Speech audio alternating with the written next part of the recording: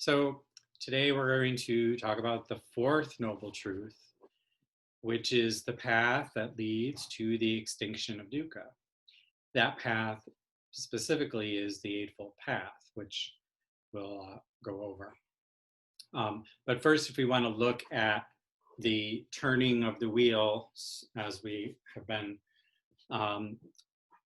first, before we spin the wheel and begin our practice, we set our minds to the task, and that is to practice the Eightfold Path. So then once we have that in our minds, then we begin to recognize or work at recognizing that there is this Eightfold Path that, if practiced, will lead to the end of dukkha. So once we begin to recognize that, then we encourage ourselves to begin to practice the Eightfold Path with the intention of putting an end to dukkha. And if all goes well, then we, through our practice and our encouragement and engagement, we realize that we are practicing the Eightfold Path. So I think of all of the Four Noble Truths, the fourth truth is the simplest in its direction. The challenge that comes with the Eightfold Path is in the, oh shoot.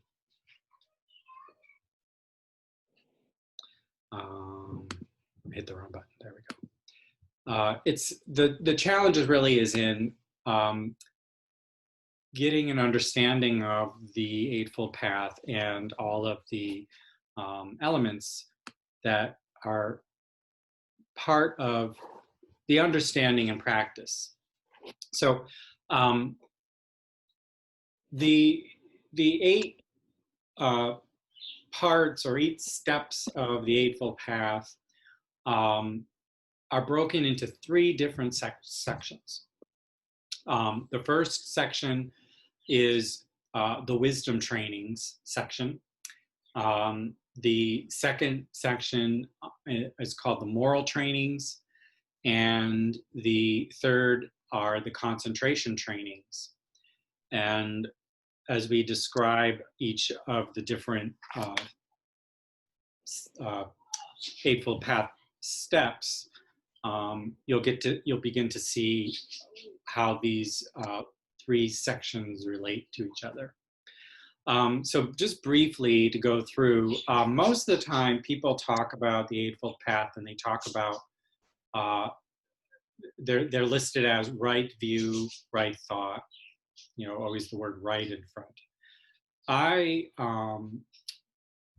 I changed right to skillful for a couple reasons. One, because the right that is being used in the Buddhist practice is not right versus wrong.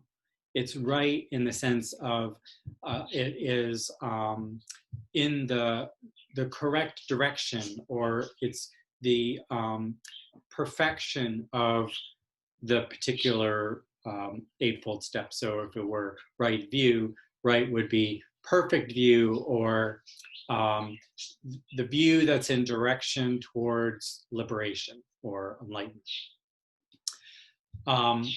But there's a lot of confusion around that right, because we tend to think in polar or dualistic terms. And so if we hear right, then we're thinking, oh, well, then there must be wrong things within that as well.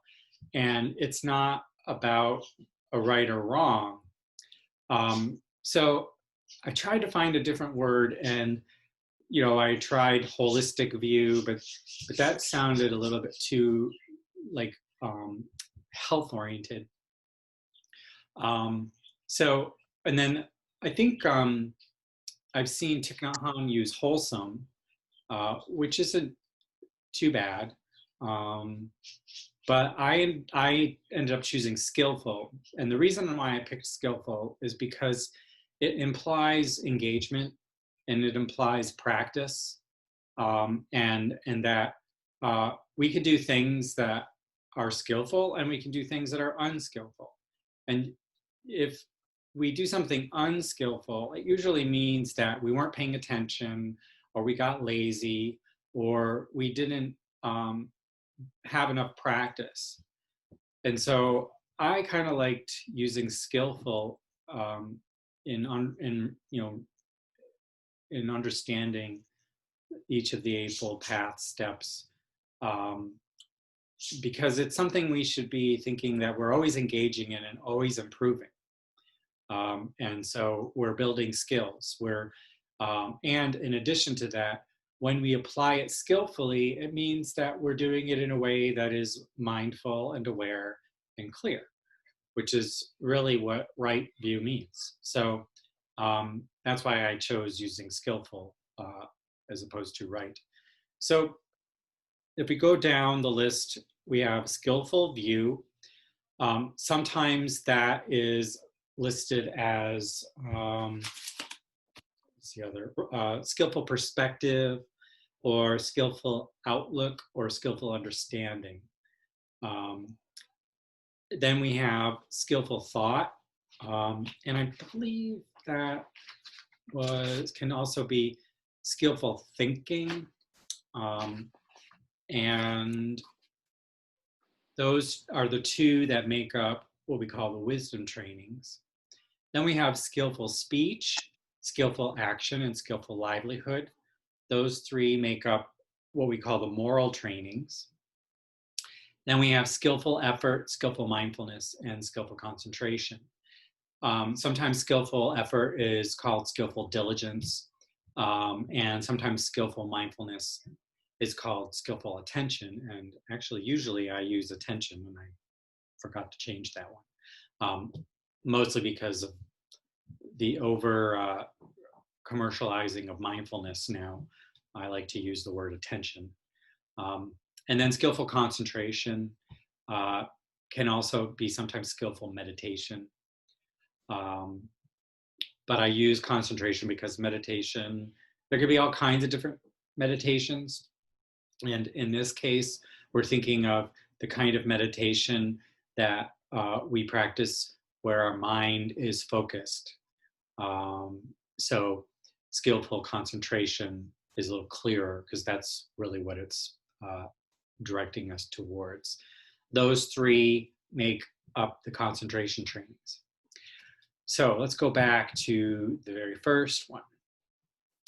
Skillful view. So that is to understand how suffering comes about and how to reduce and eliminate it. And remember, suffering is what we mean by dukkha, and dukkha encapsulates more than just suffering. And see what we talked about in the First Noble Truth, to remind yourself of all of the different things that fall under dukkha. So when we practice skillful view, what we're doing is we are cultivating wisdom that comes from understanding karma, impermanence, the concept of no self, and nirvana. And like I talked about last week, the Theravadan practice will have the three marks of existence as impermanent, no self, and dukkha. Mahayana practice tends to think of the four marks as impermanence, no self, and nirvana. And those three marks are meant to be the things that all formed things in the relative world are comprised, they carry or are marked by these three things. So with skillful view, we are practicing the Four Noble Truths so that we can understand the nature of dukkha and how to eliminate it, how to not feed the uh, the origin or the things that give rise um, to dukkha, and also skillful view has us paying attention to the 12 links of dependent origination. And the 12 links are the the the, the chains of I guess you could say when we are born, we are suddenly part of a chain that continues until we die. And I'll read you the 12 links first and then explain that a little more. So the first link is ignorance. Then the second is volition. We also call it impulse or karmic energy. The third link is consciousness. The fourth is mind, body, or name and form. The fifth is the six senses. The sixth link is the contact that happens between the senses and the object of the senses. The seventh link is feelings. The eighth is craving or desire. The ninth is grasping or attachment. The 10th is coming to be or just simply being. The 11th is birth. And the 12th is old age and death. So all of those links, when one appears, the other 11 appear with it. So even though we describe them as links, they're so interconnected that they don't really just come one after the other. They all come simultaneously. It's just that in order for us to kind of envision, we picture them kind of as chains linked together. So where one goes, the others go. So you can think of the beginning of one's manifestation into the relative world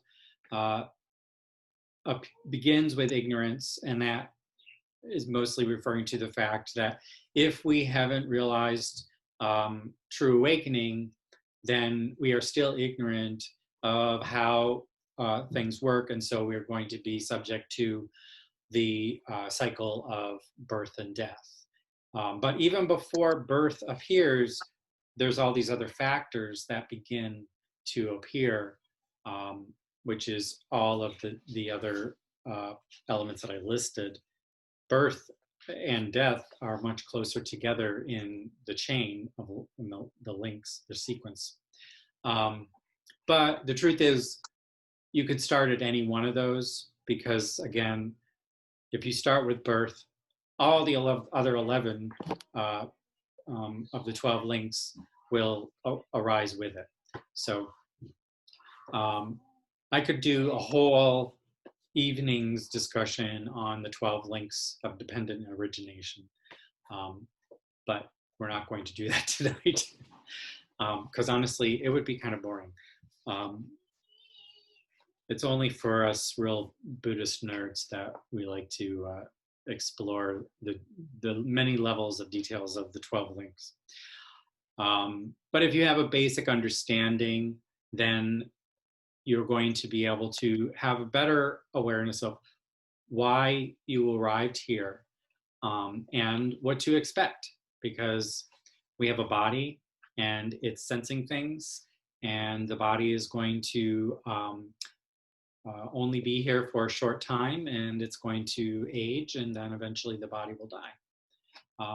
And so we need to understand those things so that we can set our path correctly or in a more skillful direction. So once we have skillful view, then skillful thought oftentimes kind of emerges out of that. Because if we know how to see reality in front of us, then we'll be able to develop more skillful thoughts in relation to that view. So, skillful thought is to maintain the intention and resolve to give up the causes of suffering, ill will, and practice harmlessness. So, first we have to see the dukkha, see how we contribute to it, and see how we can reduce or even better eliminate it. Once we can do that, then we can think about how we're going to begin to do those things, to actually begin to give up the causes of suffering, no longer cause harm. And so with skillful thought, we're practicing freeing ourselves from the three poisons being greed, hatred, and ignorance, by directing our thoughts towards wholesome and towards the path of practice, the Eightfold Path. So those two make up the wisdom training, and that's because they have to do with understanding and cultivating a wholesome mind, a mind that is skillful both in how it sees reality and the way it thinks about engaging with that reality. So once we do that, we move into the moral trainings.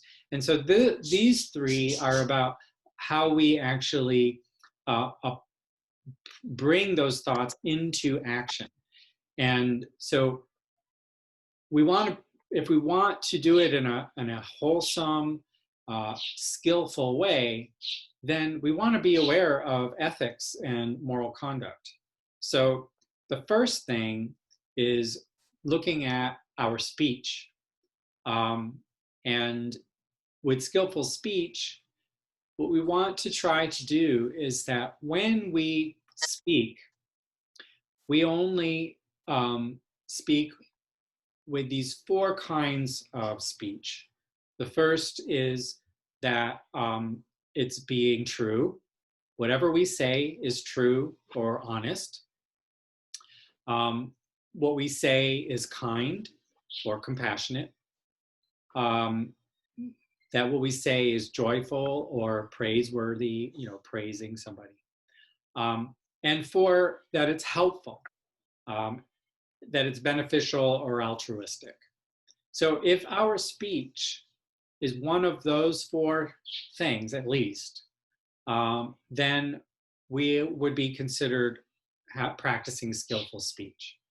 And just think, just by looking at those four things, if we really did practice that, how much, or I should say, how do I phrase this? The more we practice it, the less we'll notice suffering appearing in our lives, because we won't be contributing to suffering. We can say things that are true, but they can be harmful. So if we can be true but also compassionate, or true and helpful, because there are a lot of things we can say that are true that are not helpful. If we can combine all four of these kinds of speech in our spoken language, we will reduce a lot of suffering in the world. So it is of great benefit for all of us if we work at cultivating, if not all four, at least one at a time. Then once we've addressed our speech, then we want to look at our behavior or our action. And in this part of the Eightfold Path, skillful action usually contains the 5 precepts.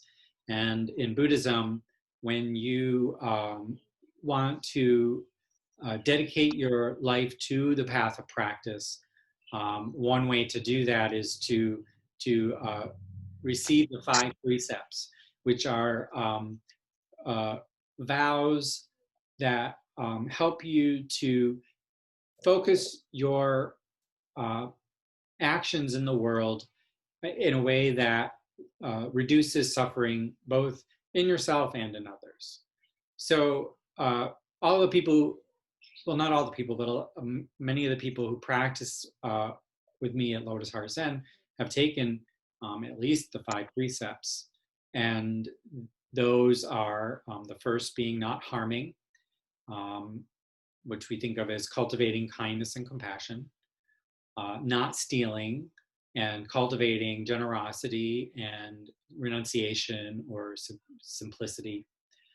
The third is to not commit sexual misconduct, which is really about cultivating contentment and faithfulness. The fourth is not lying, cultivating honesty and dependability. And the fifth is not becoming intoxicated, which is to cultivate mindfulness and responsibility. So one makes these vows, and it's important to remember that these are not commandments. When you make these vows, you make them to yourself, and you are accountable to yourself. I don't oversee people who take their 5 precepts and then, check them every week on how well they're achieving their vows. I couldn't do that because I'm too busy making sure I'm keeping up my vows. So Buddhism, really puts the responsibility on the one who's taking the vows. And the reason for that also is because we each will come at a situation from a different angle, and there is no one way to uphold these vows. And one would even argue that it's impossible to uphold any of them, because we can't even exist without harming.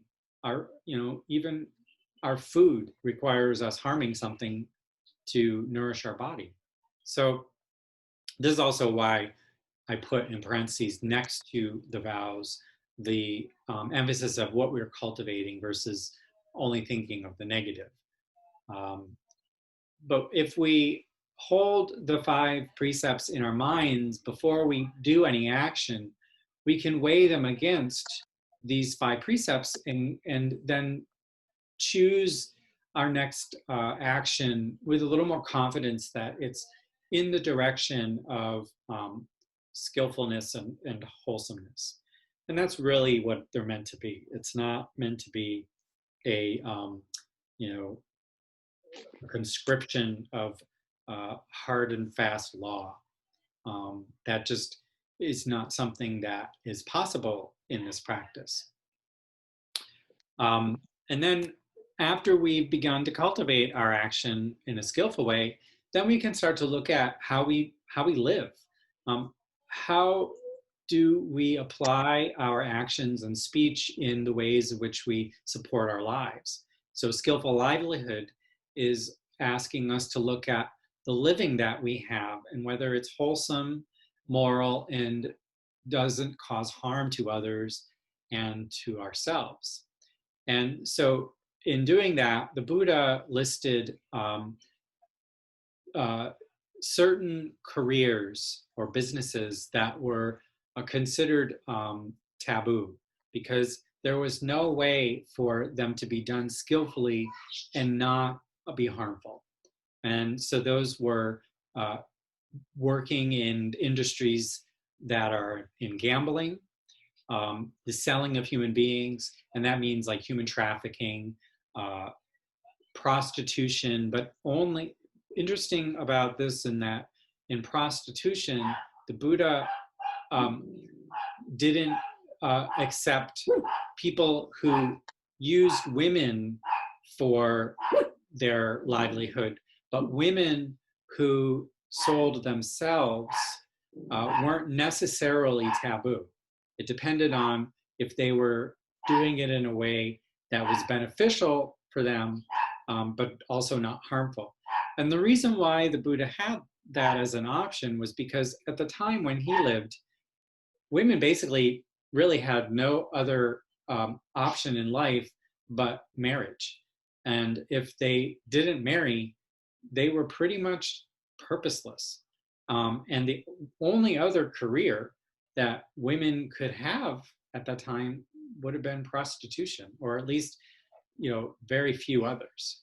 Maybe a few exceptional women, but for the most part, if they weren't married, they were going to be having a difficult time finding a way to survive. And so that's why the Buddha made a stipulation.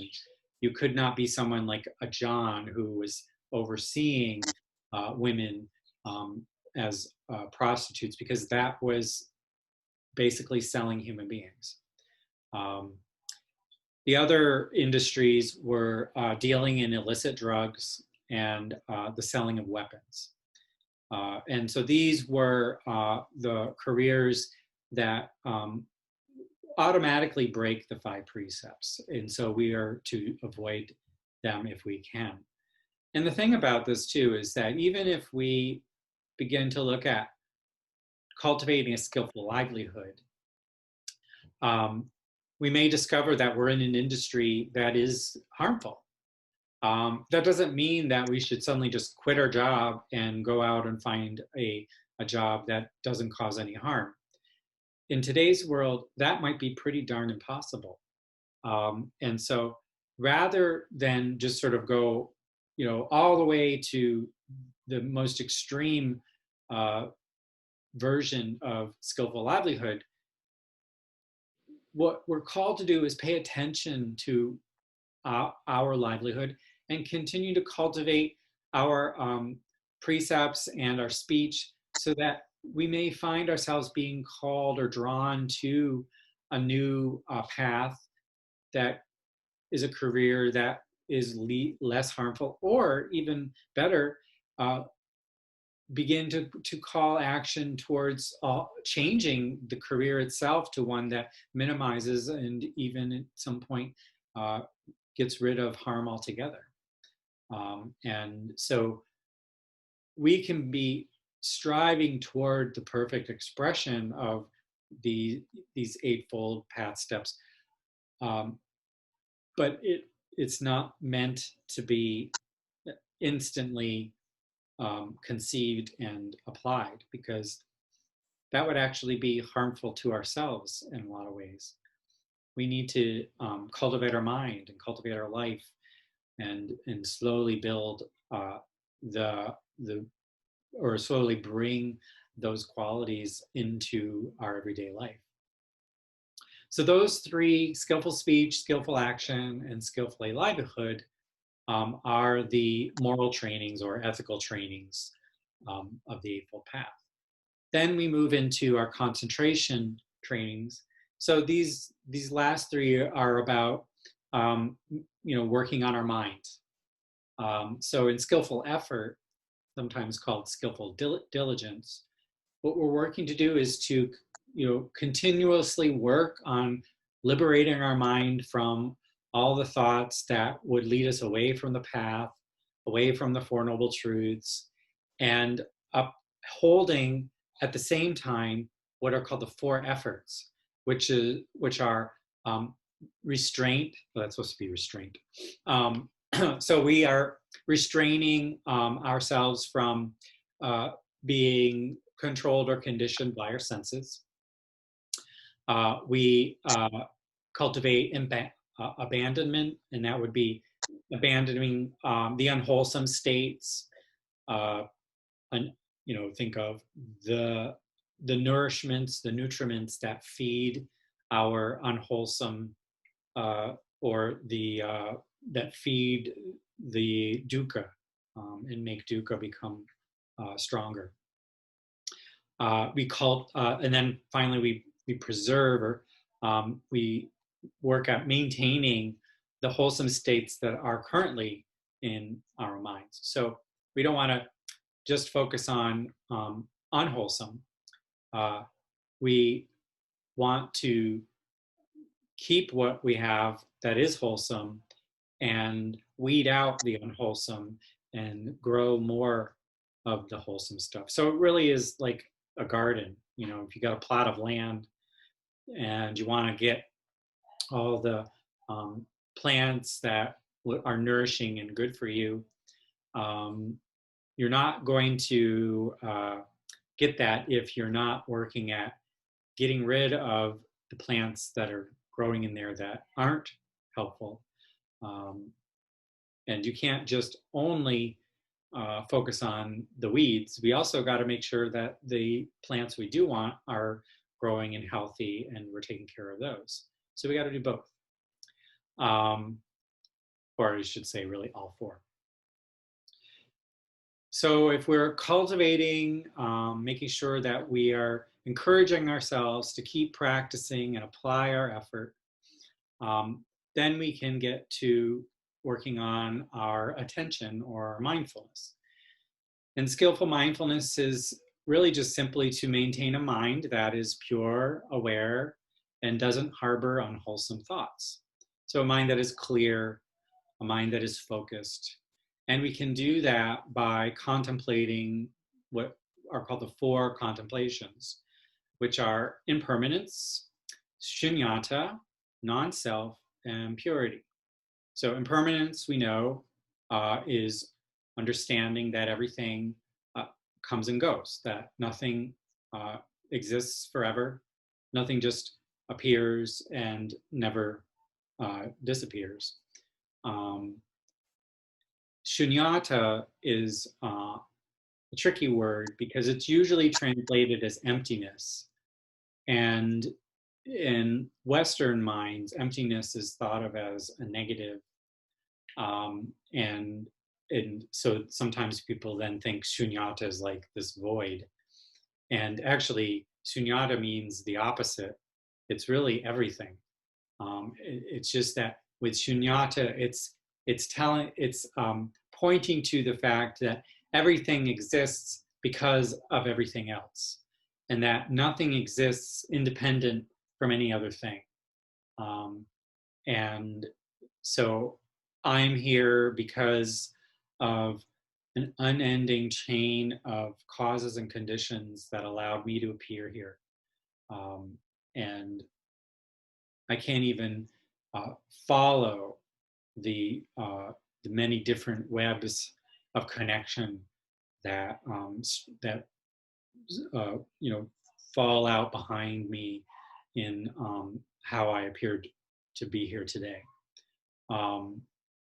So that's really what shunyata in a very simple. Again, that's another topic that could be talked about for many, many days. Non-self is comes out of shunyata, and that is just that nothing has a separate independent existence. Nothing just sort of existed for all time and will exist for all time. And it also goes back to our understanding the subtle variation that the Buddha introduced to distinguish from the idea of reincarnation. Because in the prevailing thought at the time of the Buddha was that we all had this separate self, they called the Atman, kind of like sort of like a soul, but it was the same thing, and it would have many different appearances on Earth, in many forms, many lives. It could be human and non-human. But within each of those manifestations, the Atman was the same. It was the same Atman that was in the worm, that becomes the fish, that becomes the dog, that becomes the person, becomes the angel.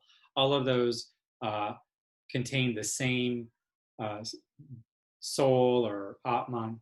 The Buddha taught that there wasn't this one thing that stayed the same, because that went counter to all the other observations he made, that things are impermanent and that nothing exists forever unchanging.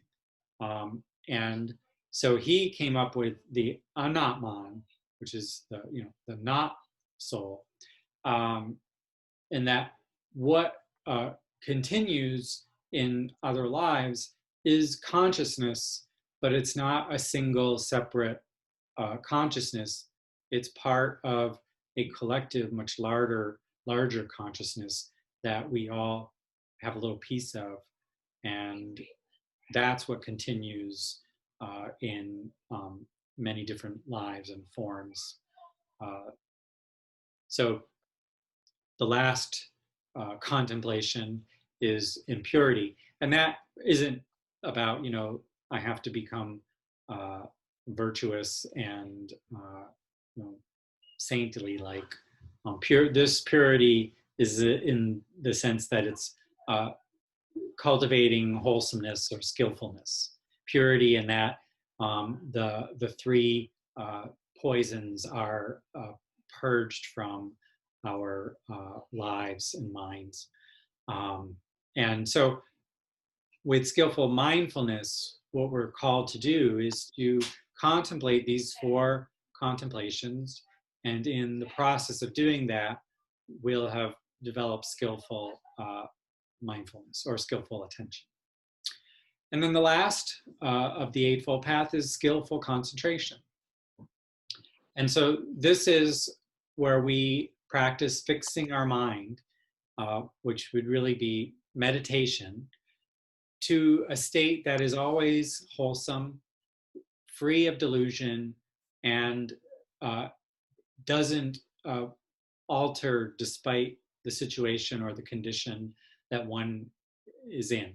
So that, even if we are in the midst of war, personally in the midst of war, we can maintain a mind that is wholesome and clear of delusion.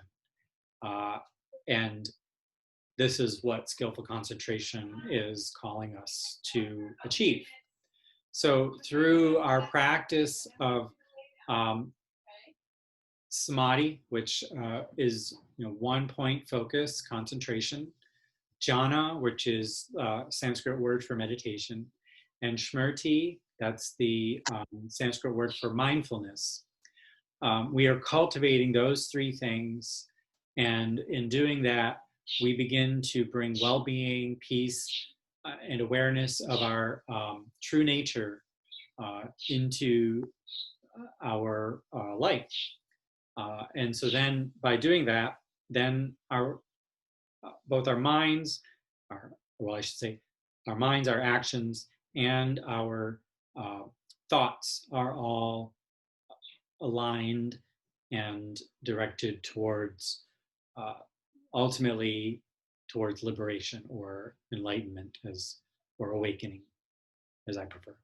So those three are the concentration training. So they're, by practicing those three things, we're strengthening our mind and making our mind become very powerful, clear, and unshakable. Now, with the Eightfold Path, as I've described them from the beginning, which was skillful view, to skillful concentration, we are not required to work through them one by one, not moving on to the next one till we perfected the previous one. If we did that, we'd probably never get past the first one. And we also don't have to work at them in any particular order.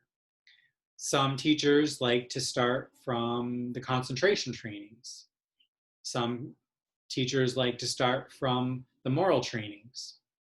And some like to start from the traditional beginning, which are the wisdom trainings. So they're all going to depend on where are you in your life right now and what's calling to you to pay attention to.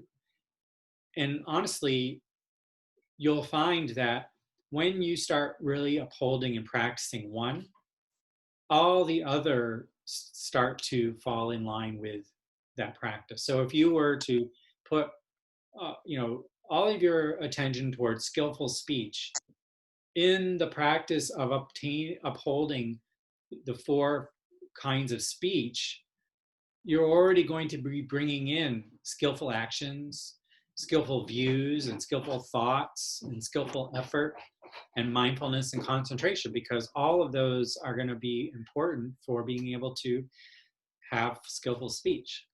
So rather than get caught up in, oh, where should I start and which one should I begin with, just start where you are and, spend some time, a few moments a day, or, maybe 1 week you pick one and you kind of just look at how I can bring about more skillful view in my life for this week. And then another week, try to work on another one. You can go back and forth, go through the whole 8 steps and then start all over again. You can approach it in many, many different ways. You can start one way and then try another way. It doesn't matter, because as long as we are looking at understanding the dukkha that we experience in our lives, realizing that there is an origin to the suffering, and that we focus on extinguishing the origins, the things that give rise to dukkha. And by doing that, we are practicing the Eightfold Path, then it really doesn't matter what order or how you approach it, because you'll be bringing those practices into your life. And I think for any kind of spiritual discipline, the Buddha really put together a program that is very doable and compassionate, because it's not, something where we have to be really hard on ourselves in order to, achieve these things. And the reason why we can't do that is because with skillful action, we are not supposed to cause harm, not even to ourselves. And if we are really hard on ourselves about it, then we're actually ignoring the third precept of the third noble truth, which is that, not to give rise to the things that feed dukkha. So being hard on ourselves is certainly going to create more suffering in our lives. So really, it's a program that is very adaptable to just about any life, and that's because we engage with it from right where we are. We don't have to go through any special rituals or actions to begin to practice the Four Noble Truths. We are actually just going to start exactly where we are, and with continuing effort, we'll be able to bring about more and more of the skills and deepen our understanding, and we'll be encouraged by the fact that we begin to see suffering diminish in our lives, and that gives us more excitement towards continuing and keeping on cultivating our practice. It doesn't take long to see the fruits of our labors, and I think that's why what the Buddha put together was so wonderful, because all the other stuff that you read, the scriptures and the sutras and all that stuff, is wonderful teaching, but you don't need it. All you need is this simple little program, and you're following the path of the Buddha. And hopefully, by doing that, you begin to see your own liberation, your own awakening appearing before you, your own experience of nirvana revealing itself right where it was all along. That's my wish for all of you. So hopefully you'll be able to incorporate these into your own lives, meeting them wherever they are and wherever you are, and see what results for you. And that really is the end of the presentation for the Four Noble Truths. Are there any questions that anyone has about anything, what I showed tonight or from the previous weeks? Are these charts available on your website or no, but I will do that. Good. Because they're really good. Thank you. They're kind of like I sort of mashed together some of Zen Master Song San's teachings, some of Thich Nhat Hanh's teachings, and actually for the Four Noble Truths chart, some of Stephen Batchelor's teachings. So it just was helpful to put it all in like a more condensed one piece kind of thing. So on the one skillful concentration to cultivate a wholesome mind clear of delusion, what is the role of delusion or illusion in Buddhism? Aren't many experiences sort of like illusions or illusional? Well, or what is meant by delusion in Buddhism is not seeing reality directly.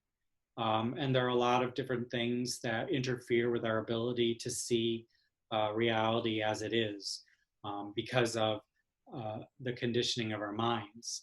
So if we are holding greed or hatred or jealousy in our minds, that's considered a delusion because it's corrupting or perverting how we actually see reality.